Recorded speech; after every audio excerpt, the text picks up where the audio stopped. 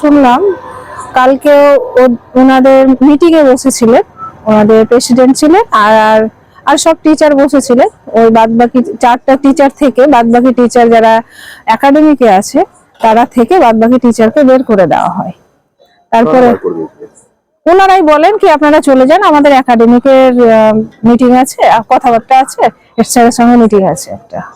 এবার ওরা বেরিয়ে যায়, বেরিয়ে যাওয়ার কিছুক্ষণ পরেই ওরা মানে ওই যে রুটিন নিয়ে কিছু একটা প্রবলেম হয়েছে, আমি তো স্কুলে অত কিছু বলতে পারবো না, রুটিন নিয়ে কিছু একটা হয়েছে। ওই কথা কাটাকাটি হতে হতে উনি আগে কলার ধরেন, কলার ধরে ঘুষি মারেন, নাকের এখানে মারা হয়, চোখে মারা হয়, তারপরে ফেলে দিয়ে ফার্স্টে তারিফ হোসেন বাবু মারেন।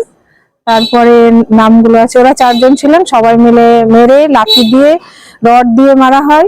মেরে আমার হাজবেন্ডের পা এখন ফ্র্যাকচার, আর হাড়ে ধরেছে, পা ফ্র্যাকচার, মালদা মেডিকেল কলেজে অ্যাডমিটেড আছে।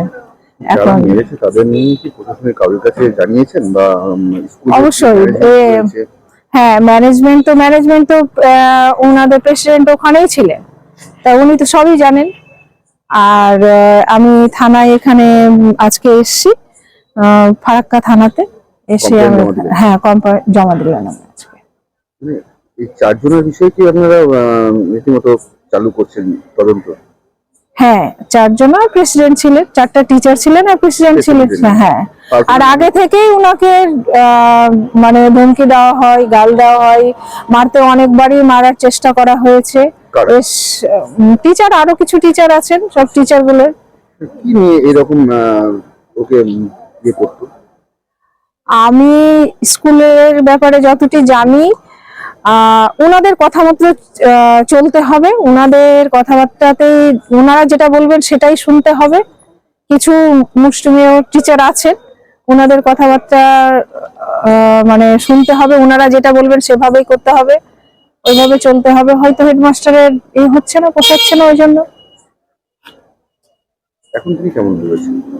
এখন খুব ভালো নেই, আর চোখে প্রবলেম হচ্ছে এখন।